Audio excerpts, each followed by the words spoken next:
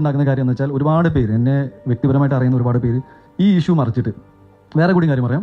Already ഒരു female Sini ആർട്ടിസ്റ്റിനെ കുറിച്ച് പറഞ്ഞു കഴിഞ്ഞു. ഓൾറെഡി എനിക്ക് തോന്നുന്നു ഒരു 2-3 മാസം മുന്നേ തന്നെ വളരെ പോപ്പുലറായ വേറെ ഫീമെയിൽ സിനി ആർട്ടിസ്റ്റ് ഫെഫ്കേലോ എവിടെയോ ഒരു കംപ്ലയിൻറ്റ് ഇയാൾക്കൊരു എതിരെ ഉണ്ട്.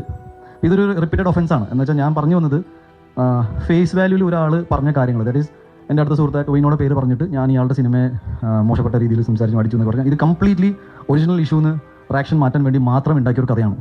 എൻ്റെ പ്രോബ്ലം എന്താണെന്ന് വെച്ചാൽ ആക്ച്വൽ ഇഷ്യൂ ആരും ഇതുവരെ ഡിസ്കസ് ചെയ്തിട്ടില്ല.